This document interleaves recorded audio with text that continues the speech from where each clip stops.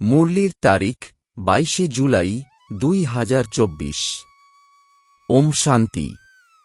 মধুবন থেকে বাপদাদা বলছেন, মিষ্টি বাচ্চারা, এখানে তোমরা পরিবর্তন হওয়ার জন্য এসেছ। তোমাদেরকে আসুরি গুণ পরিত্যাগ করে দিব্যগুণ ধারণ করতে হবে। এ হল দেবতা হওয়ার পড়াশোনা। প্রশ্ন, কোন পড়া তোমরা কেবল বাবার কাছ থেকেই পড়ো, যেটা অন্য কেউ পড়াতে পারবে না? উত্তর, মানুষ থেকে দেবতা হওয়ার পড়া, অপবিত্র থেকে পবিত্র হয়ে নূতন দুনিয়ায় যাওয়ার পড়া একমাত্র বাবা ছাড়া অন্য কেউ পড়াতে পারবে না। বাবাই সহজ জ্ঞান এবং রাজযোগের পাঠের দ্বারা পবিত্র প্রবৃত্তি মার্গের স্থাপন করেন। ওম শান্তি। বাবা বসে থেকে বাচ্চাদেরকে বোঝাচ্ছেন, বাস্তবে দুইজন পিতাই রয়েছেন। এক হল সাকার, দ্বিতীয় হলেন অসীম জগতের। ইনি বাবাও আবার তিনিও বাবা। অসীম জগতের বাবা এসে পড়ান। বাচ্চারা জানে যে আমরা নূতন দুনিয়া সত্যযুগের জন্য পড়াশোনা করছি। এরকম শিক্ষা তো অন্য কোথাও পাওয়া যাবে না। তোমরা বাচ্চারা অনেক সৎসঙ্গ করেছ। তোমরাও আগে ভক্ত ছিলে। নিশ্চয়ই অনেক গুরু করেছ, শাস্ত্র অধ্যয়ন করেছ। কিন্তু বাবা এসেই এখন তোমাদেরকে জাগিয়েছেন। বাবা বলছেন, এখন এই পুরানো দুনিয়ার পরিবর্তন হবে। এখন আমি তোমাদেরকে নূতন দুনিয়ার জন্য পড়াচ্ছি। আমি হলাম তোমাদের টিচার। কোনো গুরুকে কখনো টিচার বলা যাবে না। স্কুলেও টিচার পড়ায়, যার দ্বারা উঁচু পদপ্রাপ্তি হয়। কিন্তু ওই টিচাররা তো কেবল এই দুনিয়ার পড়াই পড়ায়। তোমরা এখন জেনেছ যে আমরা যেসব পড়া পড়ছি সেসব হল নূতন দুনিয়ার জন্য। গোল্ডেন এজেড ওয়ার্ল্ড বলা হয়। এটা তো তোমরা জানো যে এখন আসুরিক গুণগুলিকে পরিত্যাগ করে দিব্যগুণ ধারণ করতে হবে। এখানে তোমরা পরিবর্তন হওয়ার জন্যই এসেছ। ক্যারেক্টারের মহিমা করা হয়। দেবতাদের সামনে গিয়ে বলে, তুমি এমন, আমরা এমন। তোমাদের সামনে এখন এইম অবজেক্ট অর্থাৎ লক্ষ্য বস্তু রয়েছে। বাবা ভবিষ্যতের জন্য নূতন দুনিয়াও স্থাপন করছেন এবং সেই সঙ্গে তোমাদেরকে পড়ানো। ওখানে তো কোনো বিকার থাকবে না। তোমরাই রাবণের ওপরে বিজয়ী হও। রাবণ রাজ্যে তো সকলেই বিকারী। যেমন রাজারানী, তার প্রজাও সেই রকম। এখন তো পঞ্চায়েতের রাজত্ব চলছে। এর আগে রাজারানীর রাজত্ব ছিল, কিন্তু ওরাও বিকারী ছিল। ওইসব পতিত রাজাদের কাছে মন্দিরও ছিল। তারাও নির্বিকারী দেবীদেবতাদের পূজা করত। তারা জানত যে অতীতে এইসব দেবীদেবতারা ছিল এবং এখন আর তাদের সেই রাজত্ব নেই।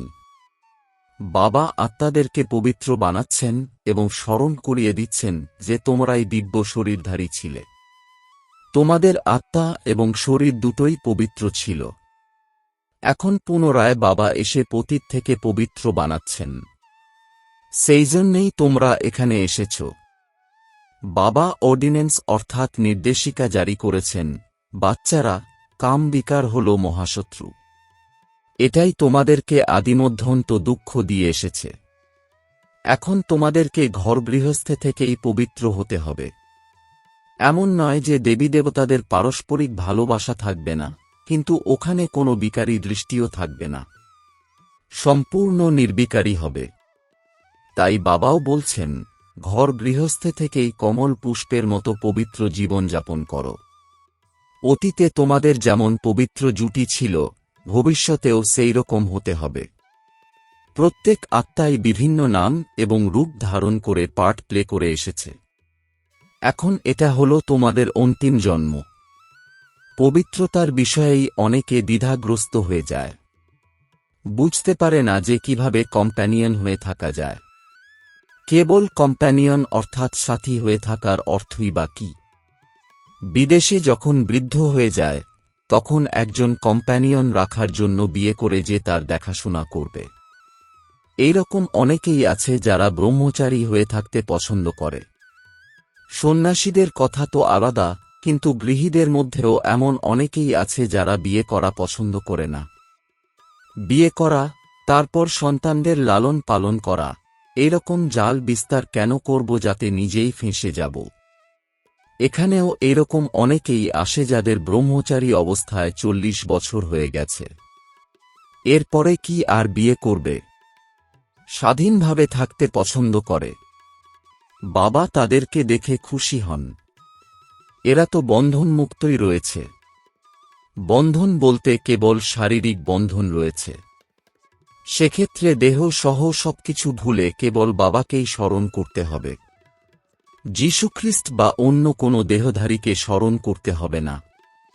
নিরাকার শিব বাবা কোনো দেহধারী নন। ওনার নামই হল শিব। শিবের মন্দিরও আছে। আত্মায় 84 জন্মের পাঠ প্রাপ্ত করেছে। এটা হল অবিনাশী ড্রামা। এতে কোনো কিছুরই পরিবর্তন হওয়া সম্ভব নয়। তোমরা জেনেছ যে আগে আমাদের ধর্মকর্ম শ্রেষ্ঠ ছিল, কিন্তু এখন তা পতিত হয়ে গেছে। এমন নয় যে দেবতা ধর্মই বিনষ্ট হয়ে গেছে। এখনও গাওয়া হয়ে থাকে যে দেবতারা সর্বগুণ সম্পন্ন ছিল, লক্ষ্মীনারায়ণ উভয়ই পবিত্র ছিল। সেটা ছিল পবিত্র প্রবৃত্তি মার্গ। এখন হল অপবিত্র প্রবৃত্তি মার্গ। 84 জন্ম ধরে বিভিন্ন নাম রূপ ধারণ করেছে। বাবা বলেন, মিষ্টি বাচ্চারা, তোমরা নিজেদের জন্মকেই জানো না। আমি তোমাদেরকে 84 জন্মের কাহিনী শোনাচ্ছি। তাহলে তো প্রথম জন্ম থেকেই বোঝাতে হবে। আগে তোমরাই পবিত্র ছিলে। এখন বিকারী হয়ে গেছো বলে দেবতাদের সামনে গিয়ে মাথা ঠুকতে থাকো। খ্রিস্টানরা যীশুখ্রিস্টের সামনে, বৌদ্ধরা বুদ্ধের সামনে এবং শিখরা গুরু নানকের দরবারে গিয়ে মাথা ঠুকতে থাকে। এর থেকেই বোঝা যায় যে কে কোন ধর্মের। তোমাদের ক্ষেত্রে বলা হয় যে এরা হল হিন্দু। কেউই জানে না যে আদি সনাতন দেবী দেবতা ধর্ম কোথায় গেল। প্রায় লুপ্ত হয়ে গেছে। ভারতে তাদের অনেক ছবি রয়েছে। মানুষেরও নানান মত রয়েছে। শিবেরও অনেক নাম রেখে দিয়েছে। আসলে তো তার একটাই নাম, শিব। এমন তো নয় যে তিনি পুনর্জন্ম নিয়েছেন বলে তার নাম পাল্টে গেছে। না, মানুষের নানান মত হওয়ায় অনেক নাম রেখে দিয়েছে। শ্রীনাথ দ্বারেও লক্ষ্মীনারায়ণ রয়েছে এবং জগন্নাথের মন্দিরেও সেই একই মূর্তি রয়েছে, কিন্তু আলাদা নাম রেখে দিয়েছে। তোমরা যখন সূর্যবংশী ছিলে তখন এইরকম পূজা পাঠ করতে না। তোমরা তখন সমগ্র বিশ্বের ওপরে রাজত্ব করতে অনেক সুখী ছিলে। শ্রীমত অনুসারে তোমরা শ্রেষ্ঠ রাজত্বের স্থাপন করেছিলে। ওই দুনিয়াকে সুখধাম বলা হতো। আর কেউই এরকম বলতে পারবে না যে আমাদেরকে বাবা পড়ান, মানুষ থেকে দেবতা বানান। দেবী দেবতার নিদর্শনও আছে। অবশ্যই তাদের রাজত্ব ছিল। ওখানে কোনো কেল্লা বা দুর্গ থাকবে না। কেল্লা বানানো হয় নিরাপত্তার জন্য। দেবী দেবতাদের রাজত্বে কোনো কেল্লা থাকবে না, কারণ ওখানে আক্রমণ করার মতো কেউ থাকবে না। এখন তোমরা জানো যে আমরা সেই দেবী দেবতা ধর্মেই ট্রান্সফার হচ্ছি। তার জন্য তোমরা রাজযোগের শিক্ষা গ্রহণ করছ। রাজত্ব পেতে হবে। ভগবানুবাচ, আমি তোমাদেরকে রাজাদের রাজা বানাচ্ছি। এখন আর কোনো রাজারানী নেই। কত লড়াই ঝগড়া হচ্ছে। এটা হলো কলিযুগ, আয়রন এজেড ওয়ার্ল্ড। তোমরা গোল্ডেন এজ ছিলে। এখন আবার পুরুষোত্তম সঙ্গম যুগে এসে পৌঁছেছ।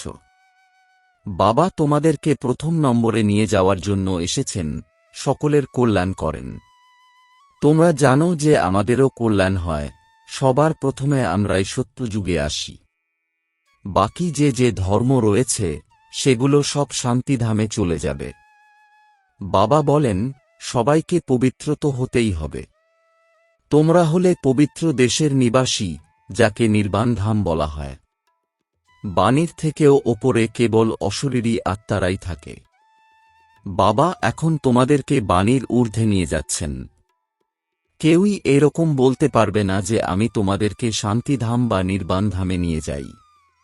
ওরা তো বলে যে আমরা ব্রহ্মে লীন হব। তোমরা বাচ্চারা জানো যে এটা হলো তমপ্রধান দুনিয়া, এই দুনিয়াতে তোমাদের কোনো স্বাদ আসবে না, তাই নূতন দুনিয়ার স্থাপন এবং পুরাতন দুনিয়ার বিনাশ করার জন্য ভগবানকে এখানে আসতে হয়। শিব জয়ন্তীও এখানেই পালন করা হয়। কিন্তু তিনি এসে কোন কর্তব্য করেন? কেউ তো বলুক, যেহেতু জয়ন্তী পালন করা হয়, সুতরাং তিনি অবশ্যই আসেন, রথের ওপর বিরাজমান হন। দুনিয়াতে তো ঘোড়ার গাড়ির রথ দেখানো হয়। বাবা এই রথে বসে বোঝাচ্ছেন যে তিনি আসলে কোন রথের ওপর বসেন। বাচ্চাদেরকেই শেখা বলি। এরপর এই জ্ঞান প্রায় লুপ্ত হয়ে যাবে। এনার 84 জন্মের অন্তিম জন্মে বাবাকে আসতে হয়। ইনি কোনো জ্ঞান দিতে পারবেন না। জ্ঞান হল দিন আর ভক্তি হল রাত্রি। ক্রমশ নিচে নামতে থাকে। ভক্তির কত শো রয়েছে। কুম্ভ মেলা থেকে শুরু করে কত রকমের মেলা হয়, কিন্তু এইরকম তো কেউই বলে না যে এখন তোমাদেরকে পবিত্র হয়ে নূতন দুনিয়াতে যেতে হবে। বাবা এসেই বলছেন যে এটা হলো সঙ্গম যুগ। আগের কল্পে যে শিক্ষা গ্রহণ করে তোমরা মানুষ থেকে দেবতা হয়েছিলে, এখন পুনরায় সেই শিক্ষাই গ্রহণ করছ। মানুষ থেকে দেবতা হওয়ার গায়নও আছে। নিশ্চয়ই বাবাই ওই রকম বানাবেন। তোমরা জানো যে আমরা অপবিত্র গৃহস্থ ধর্মের ছিলাম, এখন বাবা এসে পবিত্র প্রবৃত্তি মার্গের বানাচ্ছেন। তোমরা খুব উঁচু পদ প্রাপ্ত করে থাকো। উঁচুর থেকেও উঁচু বাবা তোমাদেরকে কতই না শ্রেষ্ঠ বানাচ্ছেন। বাবার দেওয়া মত হল শ্রী শ্রী, অর্থাৎ শ্রেষ্ঠর থেকেও শ্রেষ্ঠ মত। আমরা এখন শ্রেষ্ঠ হচ্ছি। কেউই এই শ্রী শ্রী কথার অর্থ বোঝে না।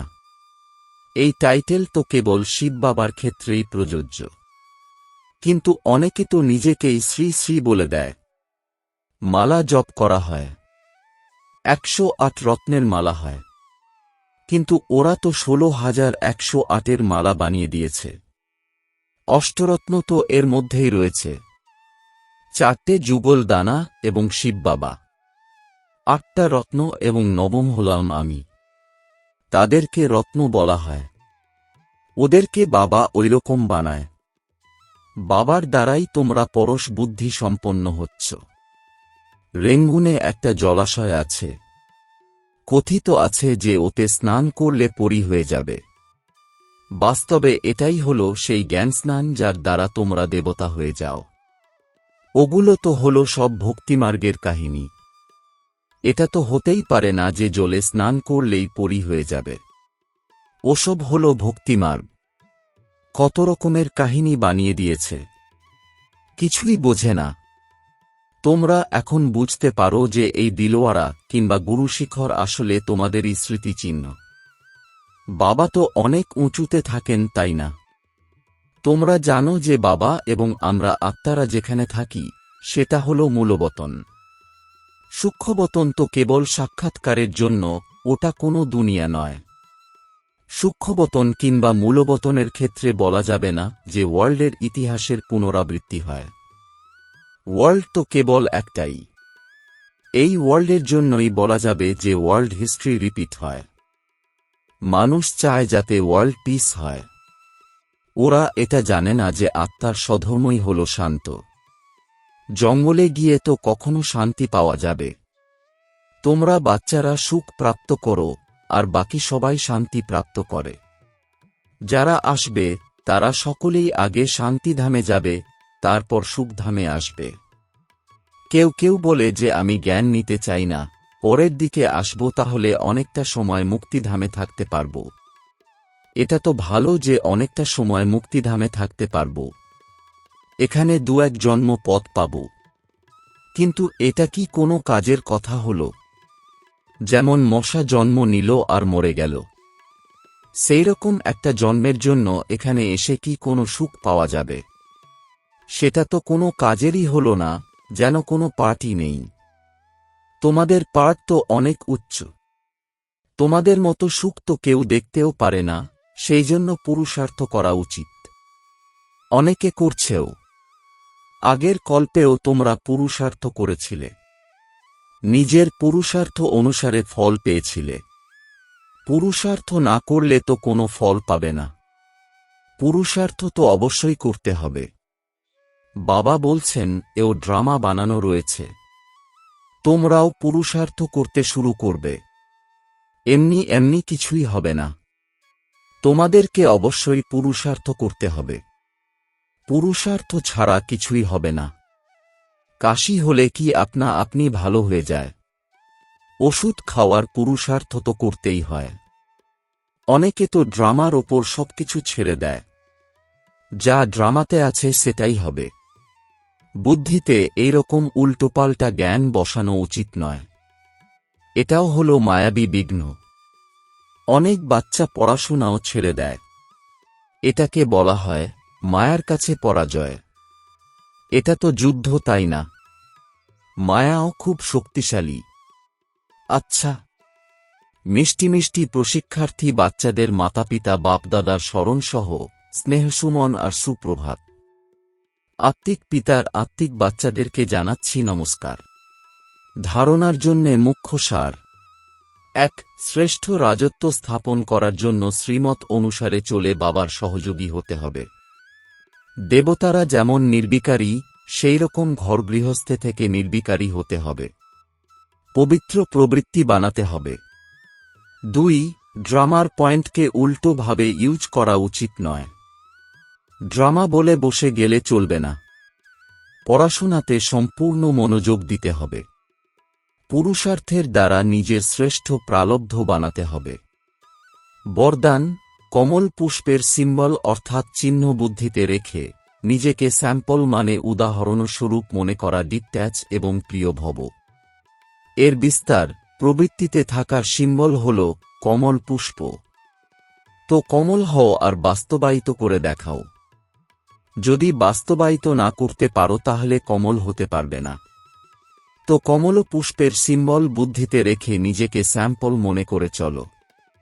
সেবা করার সময় নিজে সবকিছুর থেকে ডিট্যাচ থাকো আর প্রভুর প্রিয় হও। শুধু প্রিয় হবে না, সবকিছুর থেকে ডিট্যাচ হয়ে প্রভুর প্রিয় হও, কেননা প্রেম কখনো কখনো বন্ধনের রূপে পরিবর্তন হয়ে যায়। সেই জন্য যে কোনো সেবা করার সময় ডিট্যাচ এবং প্রিয় হও। স্লোগান: স্নেহের ছত্রছায়ার অন্দরে মায়া আসতে পারে না। ওম শান্তি।